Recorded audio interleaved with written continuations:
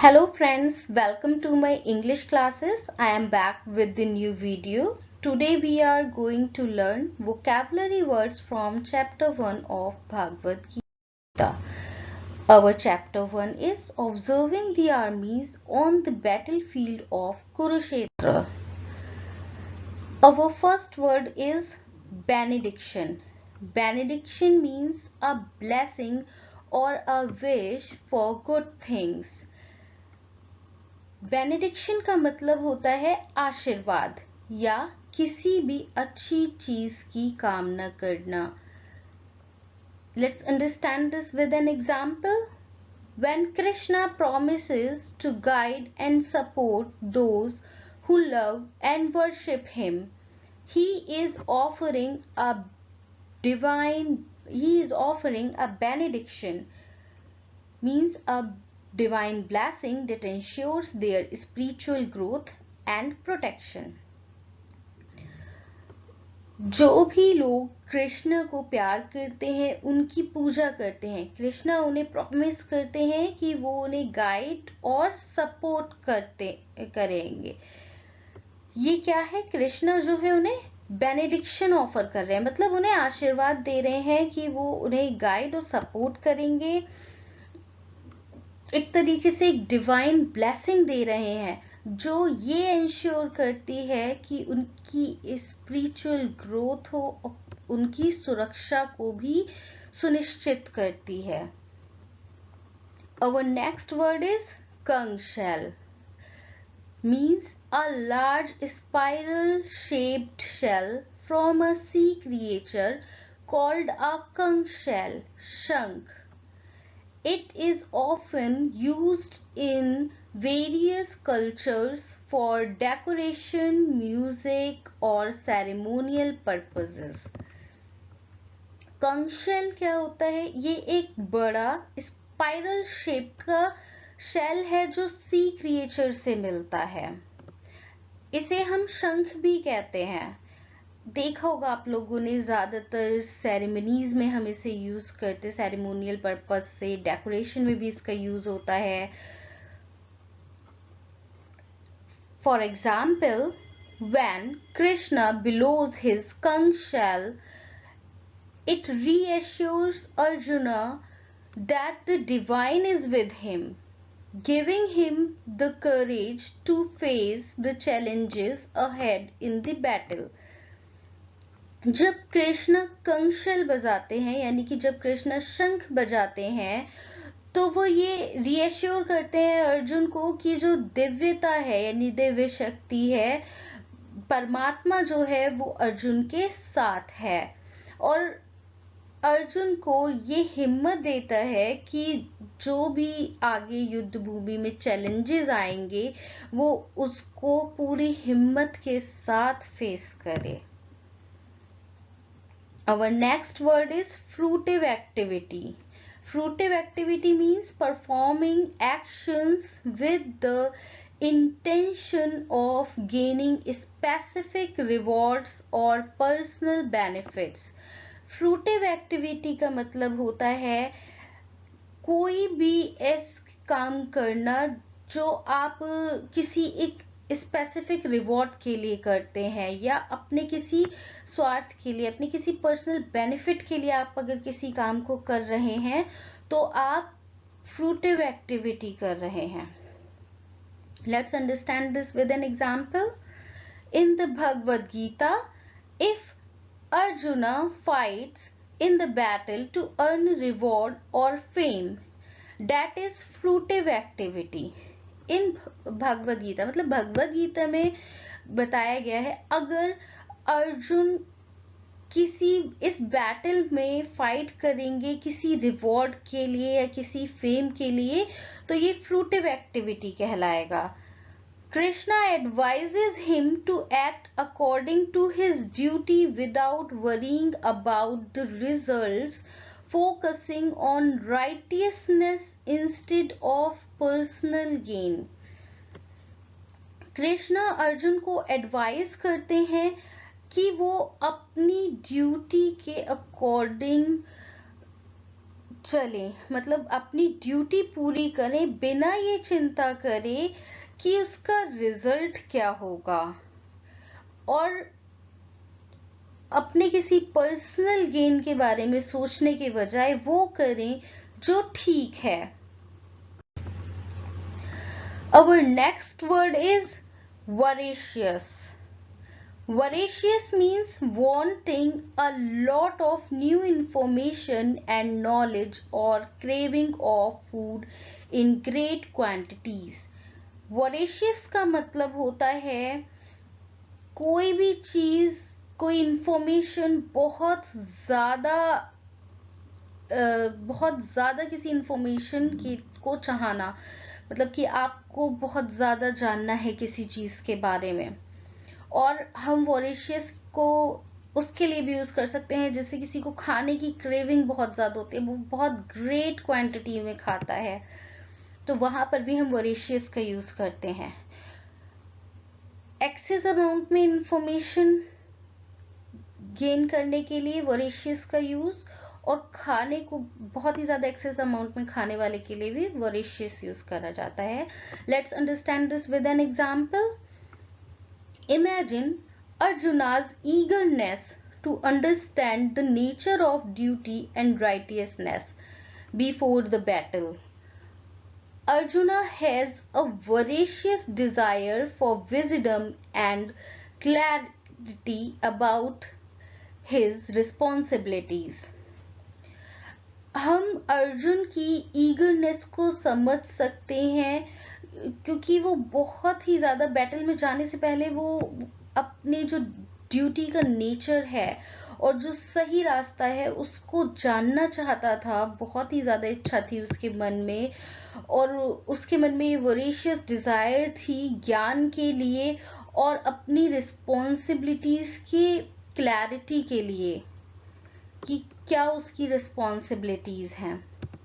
Our next example is wolves are voracious eaters. Wolves बहुत ज्यादा खाती हैं, इसीलिए हमने यहाँ पे voracious का यूज किया है।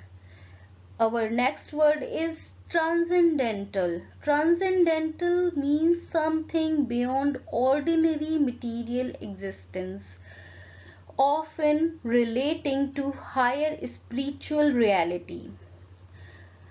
ट्रांसेंडेंटल का मतलब क्या होता है? कोई चीज जो मटेरियल एग्जिस्टेंस से परे है और किसी हायर स्पिरिचुअल रियलिटी से रिलेट करती है। Let's understand this with an example. Krishna explains the nature of the soul, describing it as transcendental to physical birth and death. Krishna यहाँ पर आत्मा का यानी सोल का नेचर एक्सप्लेन करते हुए कहते हैं कि सोल जो है वो ट्रांसेंडेंटल है और ये जन्म और मृत्यु से परे है। The soul is never born nor does it die. आत्मा कभी जन्म नहीं लेती और कभी मरती नहीं है। It is transcendental to the physical body. ये ट्रांसेंडेंटल होती है और फिजिकल बॉडी से काफी परे होती है, उससे अलग होती है। This teaching emphasises the soul's eternal and divine nature. ये टीचिंग जो है आत्मा का एक अमर और अजर रूप को फोकस करता है कि आत्मा जो है अमर है, वो ना तो जन्म लेती है और ना मरती है, और ये किसी भी फिजिकल चीज से काफी परे है, beyond material constraints. Our next word is covet. Covet means to desire extremely what belongs to another. कवेट का मतलब क्या होता है? किसी चीज की बहुत ज्यादा इच्छा करना जो कि किसी और की है। For example, Covet can be seen in Arjuna's initial hesitation to fight in the battle due to his intense desire to protect his family and their possessions. Covet क्या होता है? Covet का जो मतलब है वो हम अर्जुन की शुरुआती हिचक में देख सकते हैं, जो युद्ध भूमि में या लड़ाई में बैटल में जाने से पहले थी। अर्जुन की बहुत ही ज्यादा इच्छा थी अपनी फैमिली को और उनकी संपत्ति को प्रोटेक्ट करने की। मीन्स वो बहुत ज्यादा अपनी फैमिली से प्यार करते थे, वो अपनी फैमिली को और उनकी संपत्ति को प्रोटेक्ट करना चाहते थे, इसीलिए वो युद्ध भूमि में जाने से हिचकिचा रहे थे, वो फाइट करने से हिचकिचा रहे थे।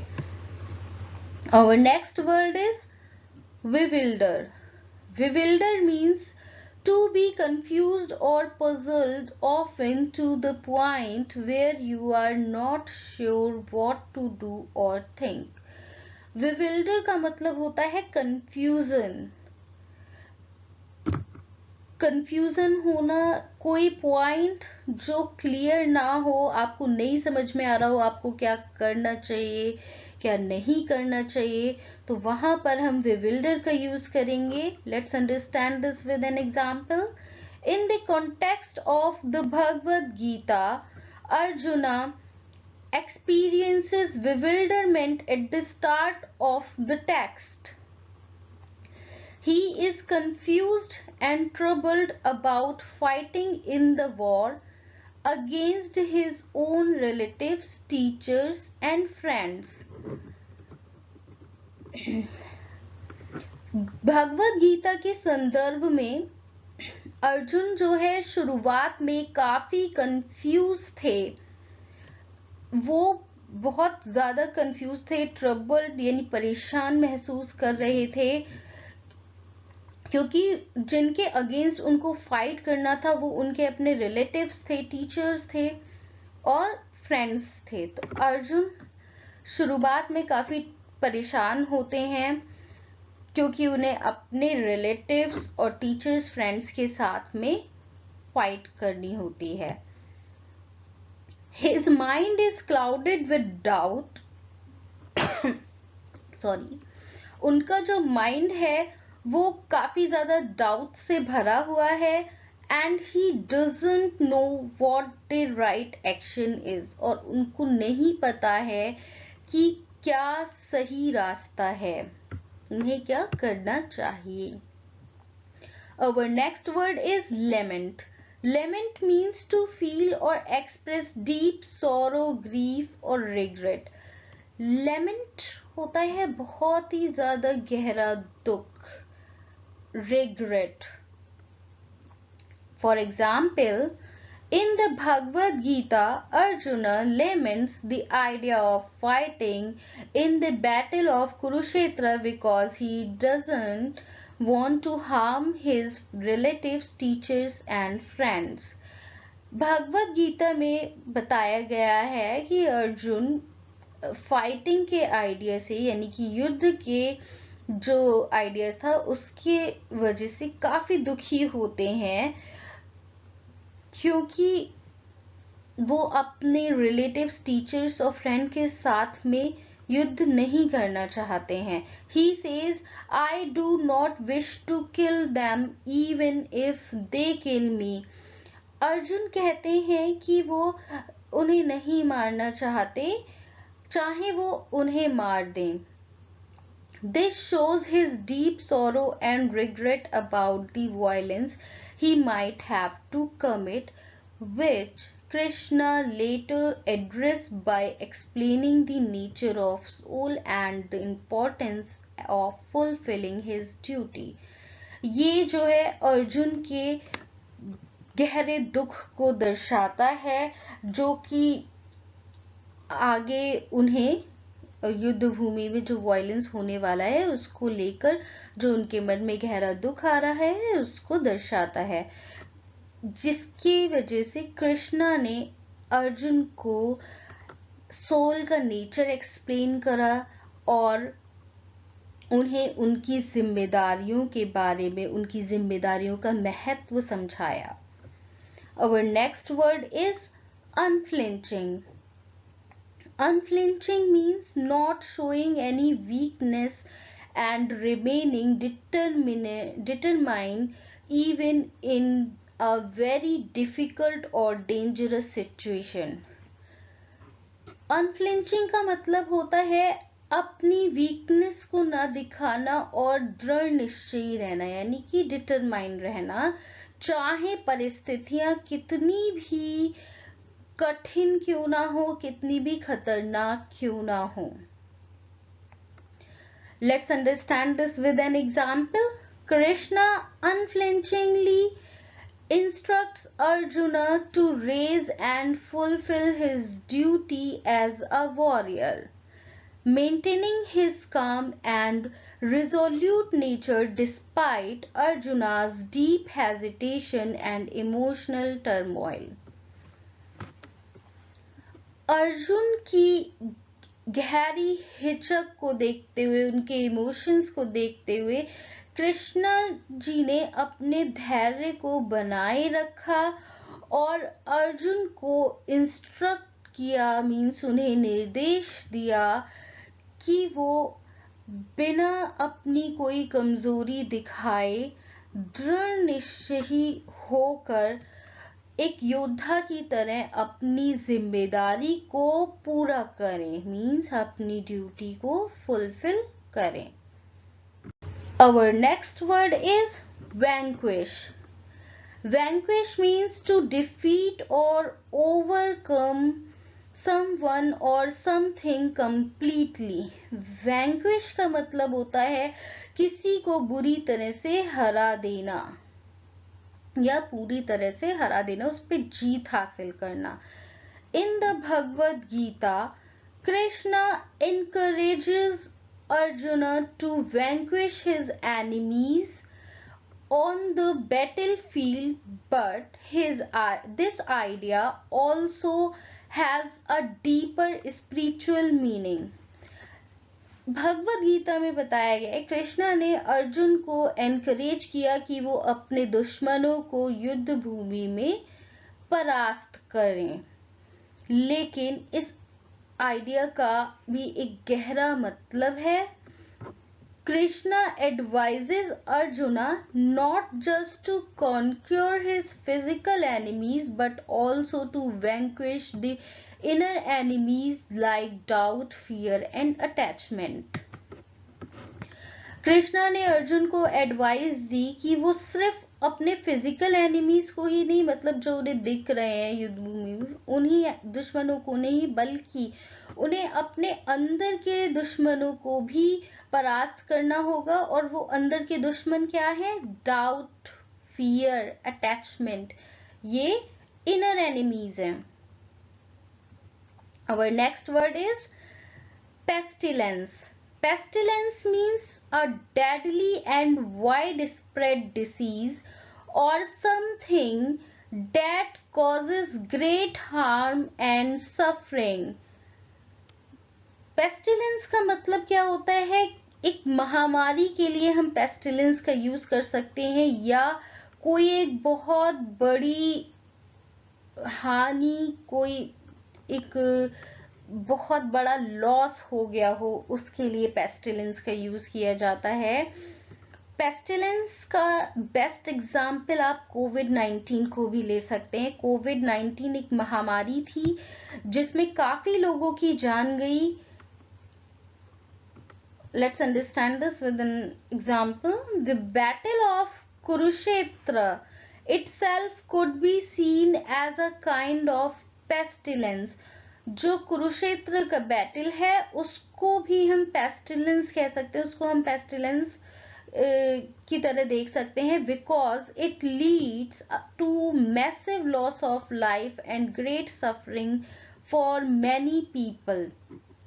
क्योंकि कुरुक्षेत्र के युद्ध में भी काफी जिंदगियों का लॉस हुआ था, मतलब काफी जानें गई थी और बहुत सारे लोग थे जिन्होंने सफर किया था। इसलिए कुरुक्षेत्र के युद्ध को भी पेस्टिलेंस कहा गया है। Our next word is atonement. Atonement means making amends or seeking forgiveness for a wrongdoing or sin. That is प्रायश्चित। अटोनमेंट को हम प्रायश्चित भी कह सकते हैं।